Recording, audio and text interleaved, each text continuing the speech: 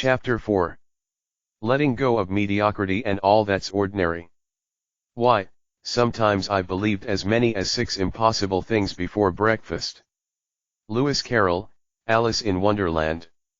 You're a painter, right? The homeless man asked as he toyed with a loose button on his shabby shirt. Yeah, mumbled the artist. Sort of a frustrated one. I'm good. But not great.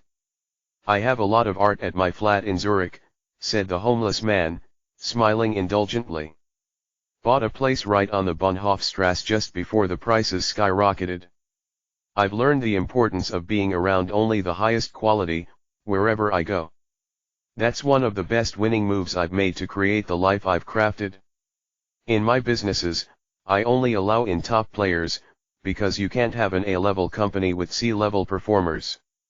We only release products that totally disrupt our market and then absolutely change the field by how valuable they are. My enterprises only offer services that ethically enrich our clients, deliver a breathtaking user experience and breed fanatical followers who couldn't imagine doing business with anyone else. And in my personal life, it's the same thing. I only eat the best food, though I don't eat a lot of it. I only read the most original and thoughtful books, spend my time in the most light-filled and inspiring of spaces and visit the most enchanting of places. And when it comes to relationships, I only surround myself with human beings who fuel my joy, stoke my peace and excite me to become a better man. Life's way too valuable to hang with people who don't get you. Who you just don't vibe with. Who have different values and lower standards than you do. Who have different mindsets, heart sets, health sets, and soul sets. It's a little miracle how powerfully and profoundly our influences and environments shape our productivity as well as our impact. Interesting, noted the entrepreneur as she stared at her phone. He does seem to know what he's talking about, she muttered softly to the artist, her eyes still down on the screen. The spider's web of wrinkles on her face relaxed further. On one wrist dangled 2 immaculate silver bracelets. One bore the phrase "turn I can'ts into I cans," while the other was engraved with "done is better than perfect." The entrepreneur had purchased these presents for herself when her company was in its startup phase and she'd been in a highly confident mood. I know about mindsets, said the artist. Never heard of heart sets, health sets, and soul sets, man. You will, suggested the homeless man. And once you do, the way you create, produce, and show up in your world will never be the same. Seriously revolutionary concepts for any empire maker and world builder. And so few business people and other human beings on the planet currently know about them. If they did, every important element of their lives would increase rapidly.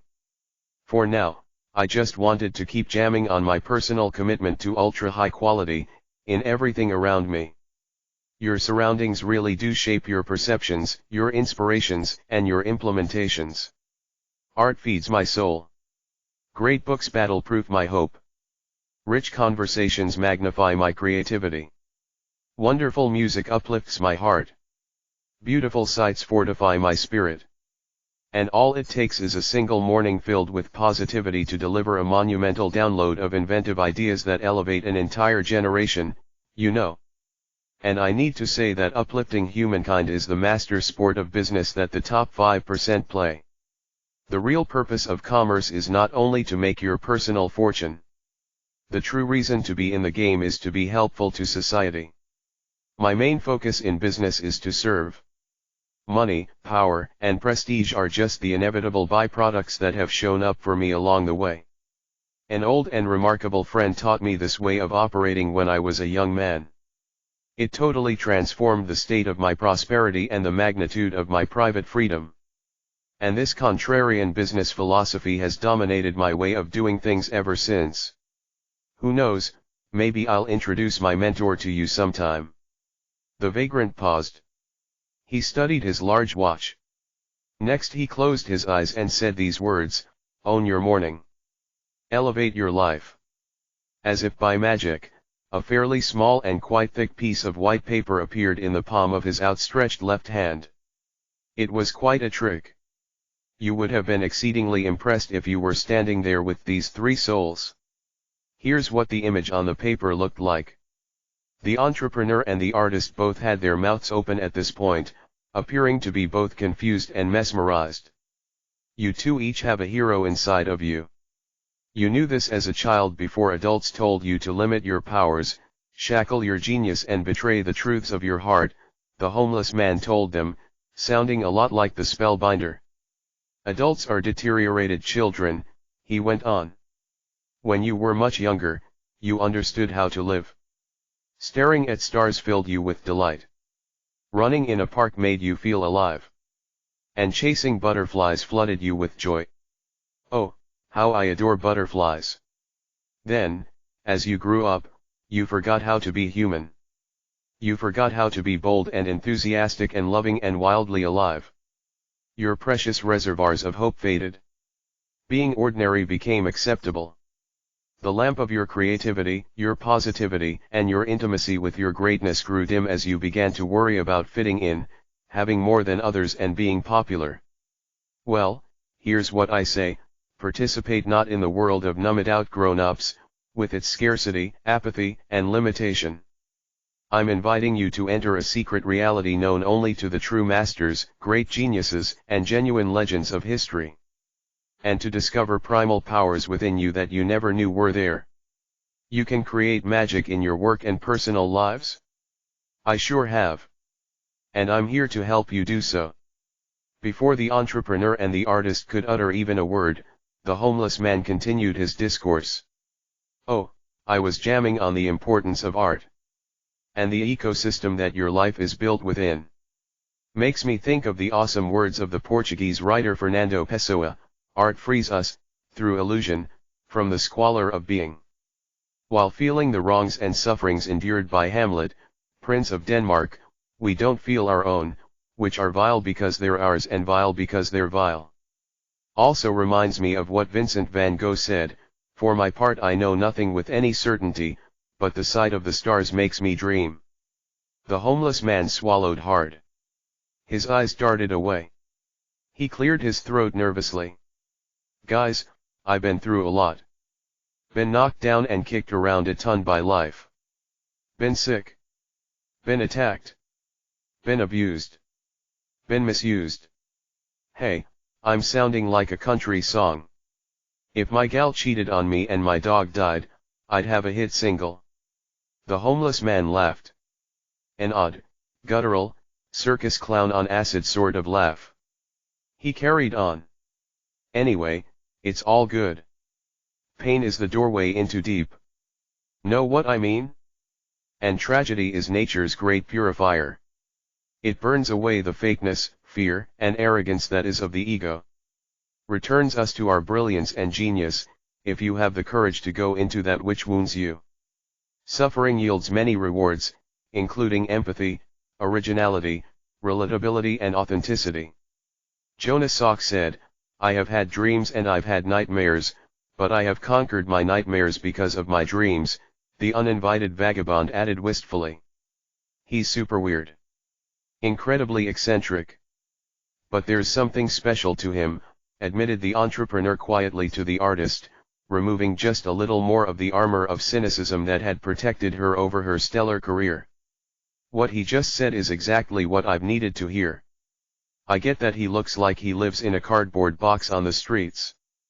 But listen to his words. Sometimes he speaks like a poet. How could he be so articulate? Where did his depth come from?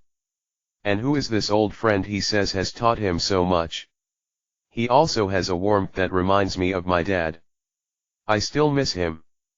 He was my confidant. My top supporter. And my best friend. I think of him every day. Okay, said the artist to the quirky stranger. You asked me what I liked best from the talk. I liked the part where the spellbinder talked about the Spartan warrior credo that says, one who sweats more in training bleeds less in war. And I liked his line, high victory is made in those early morning hours when no one's watching and while everyone else is sleeping. His teachings on the value of a world-class morning routine were great. The entrepreneur glanced down at her device. I've taken some good notes. But I didn't pick up those gems, she said as she captured what she had just heard. We only hear what we're ready to hear, observed the homeless man sagely. All learning meets us exactly where we're at. And as we grow greater, we understand better. The voice of the spellbinder suddenly rang out. The homeless man's eyes looked as huge as the Taj Mahal. One could see he was terrifically surprised to hear that famous tone. He spun around, seeking the source. Quickly, all became clear. The artist was playing his illicit recording from the seminar. Here's the part I liked most: to fully answer your question, brother, he stated, staring directly into the eyes of the shabby tramp. In a culture of cyber zombies, addicted to distraction and afflicted with interruption, the wisest way to guarantee that you consistently produce mastery-level results in the most important areas of your professional and personal life is to install a world-class morning routine. Winning starts at your beginning. And your first hours are when heroes are made. Wage a war against weakness and launch a campaign against fearfulness. You truly can get up early. And doing so is a necessity in your awesome pursuit toward legendary. Take excellent care of the front end of your day, and the rest of your day will pretty much take care of itself. Own your morning. Elevate your life. The spellbinder could be heard wheezing like a novice swimmer who went too far, too fast. The artist continued presenting his recording, turning up the volume so the sound was blaring. Here's the precious little secret that the titans of industry, the standout performers of artistry and the ultra-achievers of humanity will never share with you. Gargantuan results are much less about your inherited genetics and far more about your daily habits. And your morning ritual is by far the most essential one to calibrate. And then automate. When we see the icons in action, the forceful seduction sold to us by our civilization is to believe they were always that great. That they were born into their exceptionalism. That they won the fortunate DNA lottery. That their genius was inherited. Yet the truth is that we are watching them in their full blazing glory after years of following a process, one that involved ceaseless hours of practice.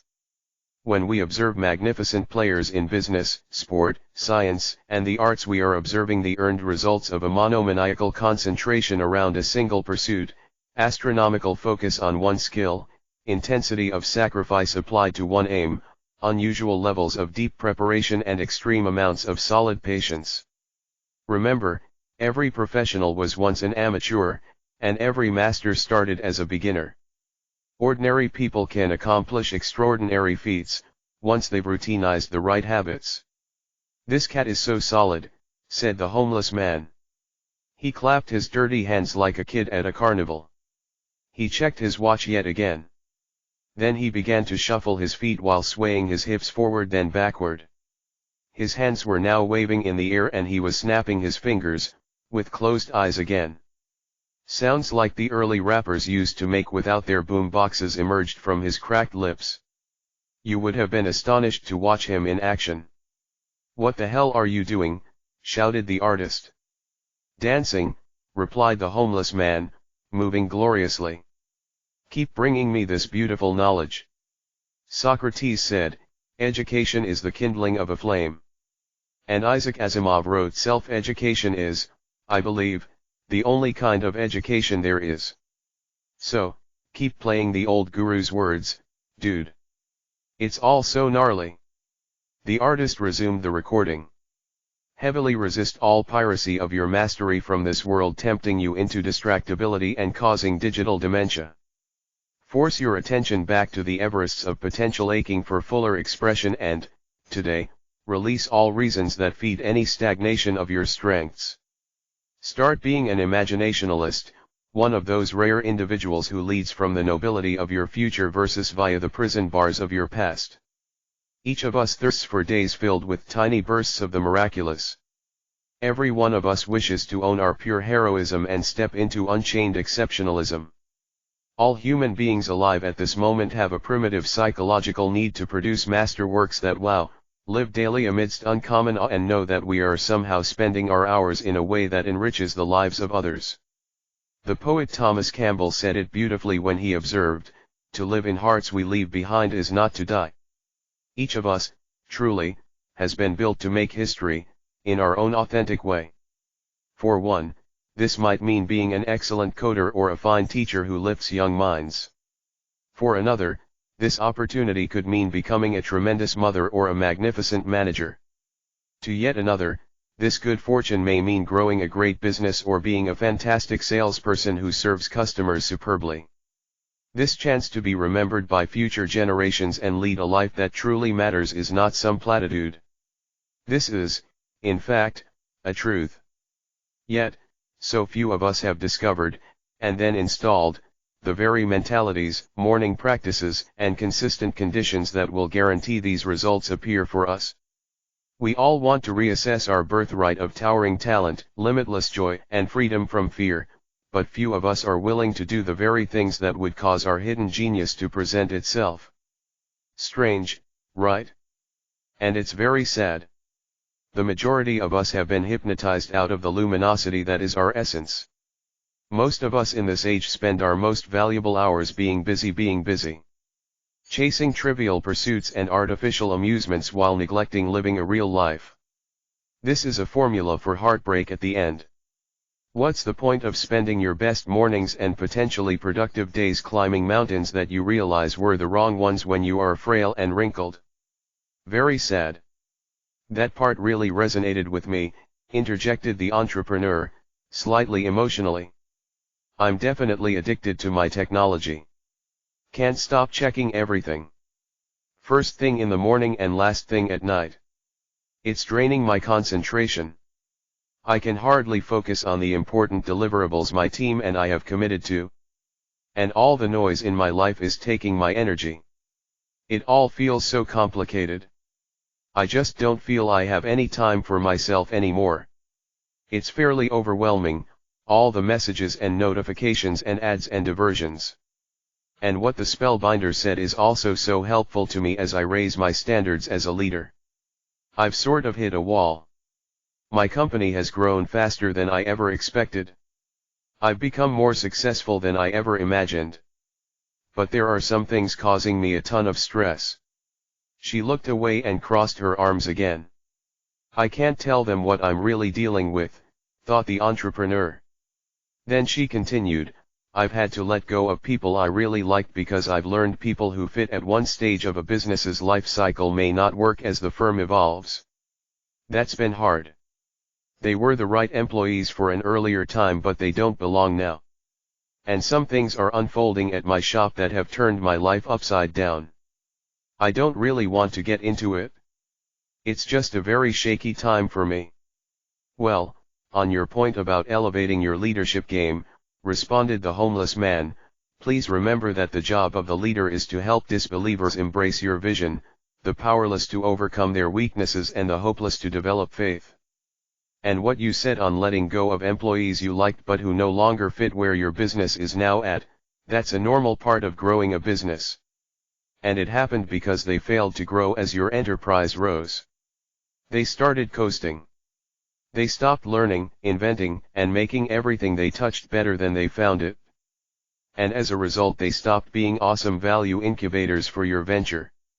They likely blamed you. But they did it to themselves, the uninvited stranger indicated, surprising his listeners by the sophistication of his insights on team building and winning in commerce. Exactly, replied the entrepreneur. So we had to leave them behind since they no longer delivered the results we were paying them for. A lot of nights I wake up at 2 a.m. soaked in steamy sweat. Maybe it's like what F1 racer Mario Andretti said, if everything seems under control you're not going fast enough. That's how I seem to feel most days. We're blowing past our key performance indicators so quickly it makes my head spin. New teammates to mentor, new brands to manage, new markets to penetrate, new suppliers to watch, new products to refine, new investors and shareholders to impress and 1,000 new responsibilities to handle. It really does feel like it's a lot. I have a huge capacity to get big things done. But there's a lot on my shoulders. The entrepreneur tightened her arms and scrunched her forehead together absent-mindedly. Her thin lips pulled together like a sea anemone shutting on sensing a fatal predator. And her eyes suggested she was suffering intensely. And, about your point about being addicted to technology, just remember that intelligently used, it advances human progress. Through using technology wisely, our lives become better, our knowledge becomes richer, and our wonderful world becomes smaller. It's the misuse of technology that's ruining people's minds, damaging their productivity and destroying the very fabric of our society. Your phone is costing you your fortune, you know? If you're playing with it all day long. And what you just said about all the pressure on you, how fantastic. Pressure is a privilege, said tennis legend Billie Jean King. The homeless man shared. You get to grow. And ascending as a person is one of the smartest ways to spend the rest of your life.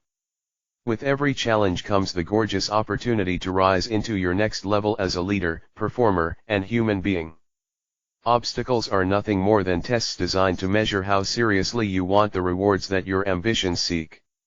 They show up to determine how willing you are to improve into the kind of person who can hold that amount of success. Failure's just growth in wolf's clothing. And pretty much nothing else is as important in life as personal expansion, the unfoldment of your potential. Tolstoy wrote, "Everyone thinks of changing the world, but no one thinks of changing himself." Become a bigger person and you'll also automatically become a better leader, and a greater producer. And yes, I agree that growth can be scary. But my mentor once taught me that the part of you that clings to fear must experience a sort of crucifixion so that the portion of you that deserves high honor undergoes a kind of reincarnation. Those are the exact words he shared with me. Freaky and deep, right, said the hobo as he rubbed the holy man beads he was wearing. He kept going without waiting for an answer. My special teacher also told me that to find your best self you must lose your weak self. And that only happens through relentless improvement, continuous reflection, and ongoing self-excavation. If you don't keep rising daily you'll get stuck in your life, for the rest of your life. Makes me consider what the journalist Norman Cousins said, the tragedy of life is not death but what we let die inside of us while we live. The homeless man raised his raspy voice and observed, "My special teacher taught me that once we transform the primary relationship with ourselves, we'll find that our relationships with other people, our work, our income, and our impact transform. Most people can't stand themselves. So, they can never be alone. And silent. They need to constantly be with other people to escape their feelings of self-hatred over all their wasted potential, missing the wonders and wisdom that solitude and quiet bring. Or they watch TV endlessly, not realizing it's eroding their imagination as well as bankrupting their bank account. My life feels so complicated. I feel so overwhelmed. I don't have any time for myself," the entrepreneur repeated. "Not sure what's happened to my life. Things have just become hard."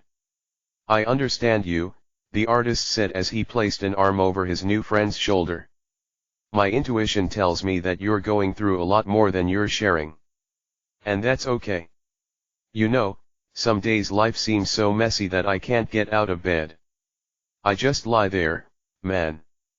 I close my eyes and wish the fog in my head would just go away. Even for a day. I can't think straight some of the time. And on those days, my heart has no hope in it at all. It sucks. And a lot of people suck, too, man. I'm not antisocial. I'm just anti-moron. Too many dumb people around these days. Taking stupid fashion pictures of themselves with pouty lips in clothes they can't afford. Hanging with people they don't even like. I'd rather live a thoughtful life. A risky life. A real life. An artist's life. Drives me crazy how superficial people have become." The artist then punched one fist into his other hand. Unyielding creases appeared along his jawline and a blue vein twitched in his thick neck.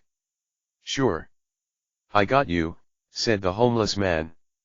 "Life isn't easy, people. Tough slog a lot of the time. But like John Lennon said, everything will be okay in the end. And if it's not okay, it's not the end, he offered kindly, spouting yet another quote from what seemed to be an unlimited supply in his brain. The artist softened instantly, smiling in a way that looked almost sweet.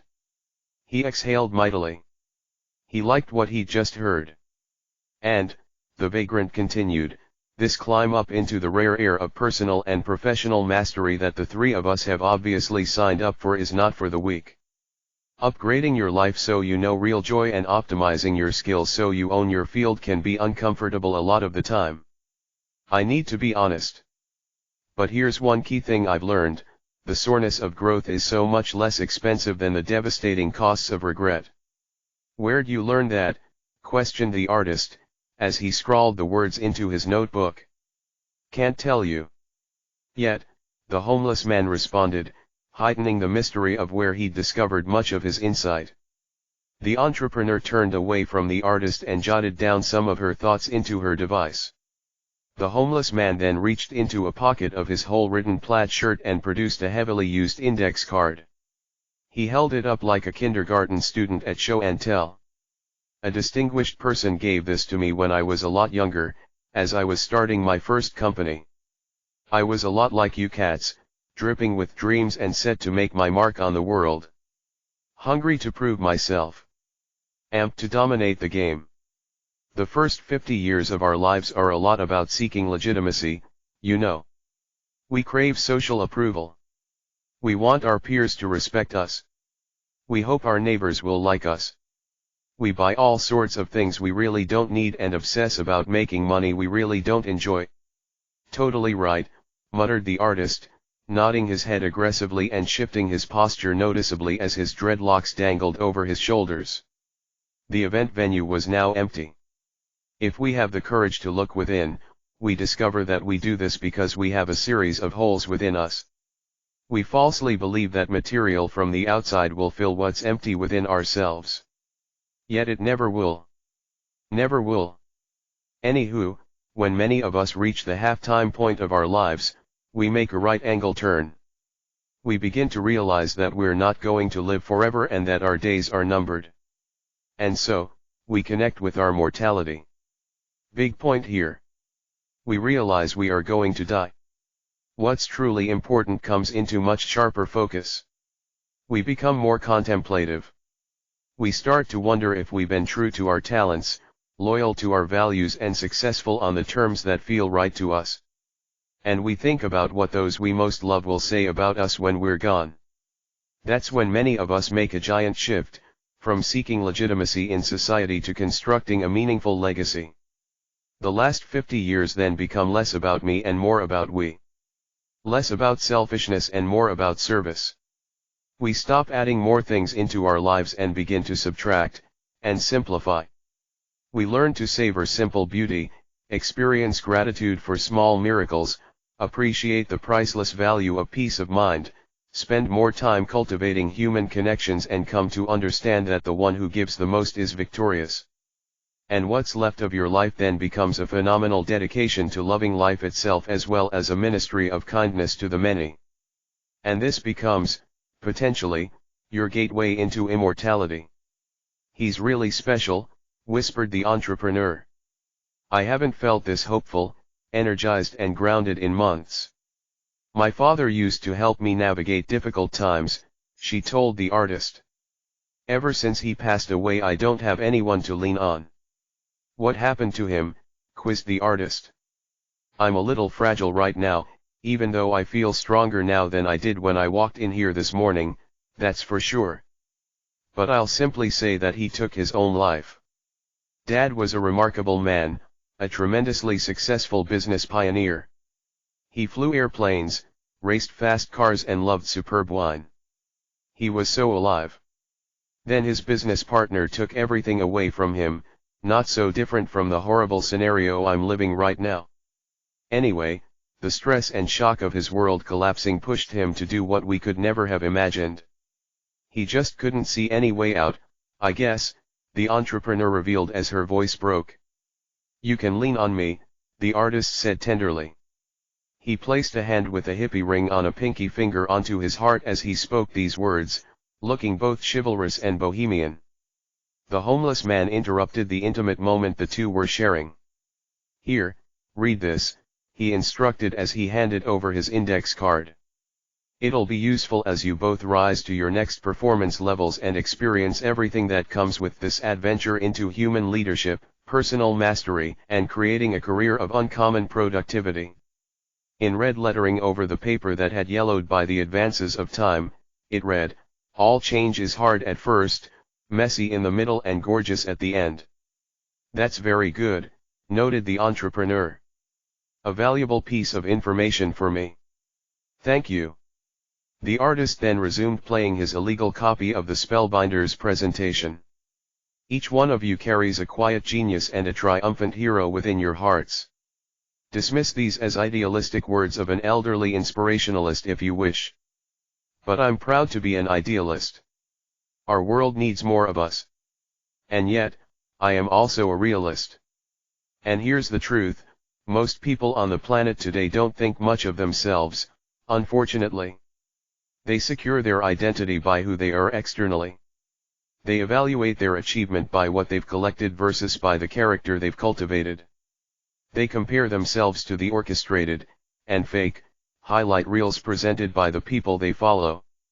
They measure their self-worth by their net worth. And they get kidnapped by the false thought that because something has never been done it can't be done, depleting the grand and electrifying possibilities their lives are meant to become. This explains why the majority is sinking in the quicksand of uncertainty, boredom, distraction and complexity. "Drama mamas," the homeless man interrupted again. "That's what I call men and women who've caught the virus of victimitis excusitis. All they do is complain about how bad things are for them instead of applying their primal power to make things better. They take instead of give, criticize instead of create and worry instead of work. Build antibodies to combat any form of average from getting anywhere near your professional days at the office and your private life at home. Never be a drama mama." The entrepreneur and the artist peeked at each other. Then they giggled, both at the terms the quirky stranger was using and at the way he'd raised an arm and made the fingers of one hand into a peace sign as he spoke the words he'd just shared. If you were standing there with them, you would think he was weird too. The spellbinder could then be heard speaking the following words on the recording with dramatic flair: "To be clear, every day, for the rest of your life, you'll be faced with the chance of showing leadership, wherever you are and in all that you do. Leadership isn't just for global icons and marketplace titans. It's an arena everyone gets to play in. Because leadership is a lot less about having a formal title, a large office and money in the bank. And a lot more about committing to mastery over all you do, and in who you are. It's about resisting the tyranny of the ordinary, refusing to allow negativity to hijack your sense of awe and preventing any form of slavery to mediocrity from infesting your life. Leadership is about making a difference, right where you're planted. Real leadership is about sending out brave work that exemplifies genius, turns your whole field on its head by its scope, innovation, and execution, and is so staggeringly sublime that it stands the test of time. And never work only for the income. Labor for the impact. Make your dominant pursuit the heartfelt release of value that represents an uncommon magic that borders on the poetic. Demonstrate the full expression of what's possible for a human being to create. Develop the patience to stick with your dedication to absolute world-class output, even if over a lifetime you only generate a single masterpiece. To achieve this feat alone will have made your life's journey a worthy trek. Be a virtuoso. A standout. An exceptionalist. The top 5% are a lot less concerned with fame, cash, and approval and a lot more invested in punching above their weight class within their craft, playing above their pay grade around their talents and creating the kind of productivity that inspires, and serves, millions. That's often why they make millions. So never mail it in. Always bring it on. The homeless man now had his eyes closed. And was down on the floor doing a series of one-armed push-ups. All the while he was chanting, "Own your morning. Elevate your life. The entrepreneur and the artist shook their heads. One of my favorite books is The Prophet, mused the artist. It's one of the best-selling works of poetry ever written.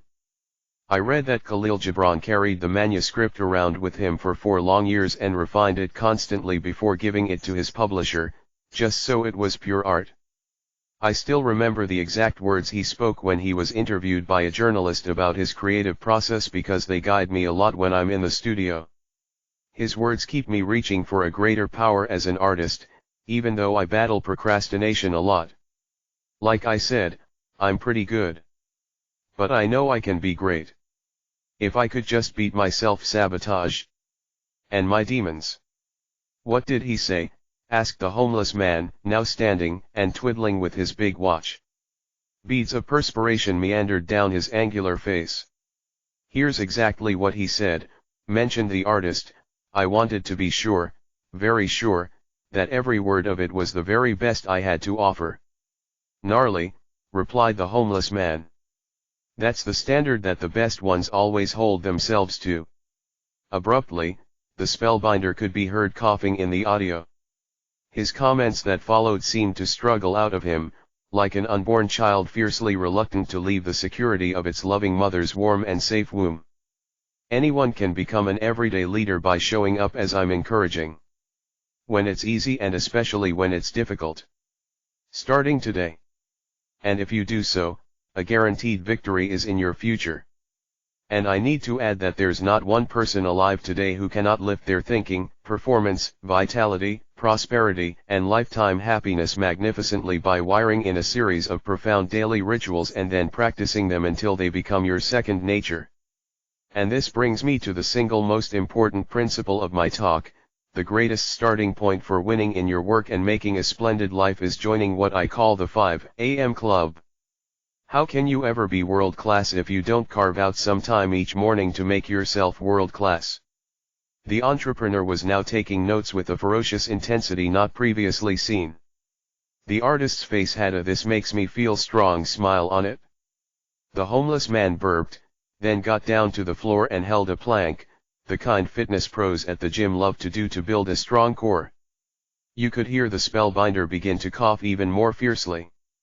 A brutal, and sustained, pause followed. Next, he uttered these words, haltingly. He was wheezing audibly. His voice began to quiver like a novice telemarketer on her very first sales call. Rising at 5 a.m. truly is the mother of all routines. Joining the 5 a.m. club is the one behavior that raises every other human behavior. This regimen is the ultimate needle mover to turn you into an undefeatable model of possibility. The way you begin your day really does determine the extent of focus, energy, excitement, and excellence you bring to it. Each early morning is a page in the story that becomes your legacy. Each new dawn is a fresh chance to unleash your brilliance, unprison your potency and play in the big leagues of iconic results. You have such power within you and it reveals itself most with the first rays of daybreak. Please do not allow past pains and present frustrations to diminish your glory, stifle your invincibility and choke the unlimited possibilitarian that lurks within the supreme part of you. In a world that seeks to keep you down, build yourself up. In an epoch that wishes you would stay in the dark, step into your light. At a time that mesmerizes you to forget your gifts, reclaim your genius. Our world requires this of each of us. To be champions of our crafts, warriors for our growth and guardians of unconditional love, for all of humankind. Display respect and compassion for all other people who occupy this tiny planet, regardless of their creed, color, or caste. Lift them up in a civilization where many get energy tearing others down. Help others sense the marvels that sleep within them. Show us the virtues we all wish more would practice. Everything I'm saying will speak to the unspoiled part of you, that side of yourself that was ferociously alive before you were taught to fear, hoard, contract and distrust. It's your job as a hero of your life, as a creative achiever set to change the culture and as a citizen of Earth to find this dimension within you. And, once done, to spend the rest of your days reconnected with it. Accept this opportunity to human mastery, and I promise you that a synchronicity of success as well as an orchestrated magic well beyond the boundaries of logic will infuse the remainder of your days. And the larger angels of your grandest potential will begin to visit you regularly.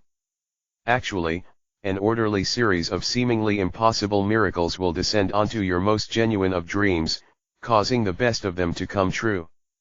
And you will evolve into one of those rare and great spirits who upgrade the whole world by the simple act of walking amongst us. The conference hall was now dark. The entrepreneur let out a sigh the size of Mexico City. The artist was motionless. The homeless man began to cry. He then stood on a chair, raised his arms like a preacher and boomed these words of Irish playwright George Bernard Shaw: "This is the true joy in life, the being used for a purpose recognized by yourself as a mighty one, the being a force of nature instead of a feverish little clod of ailments and grievances complaining that the world will not devote itself to making you happy.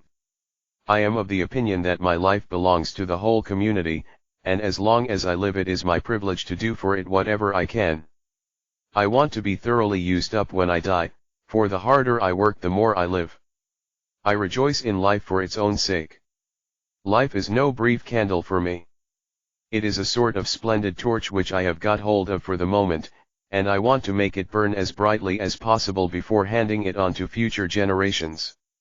The homeless man then fell to his knees, kissed his holy beads, and continued to weep.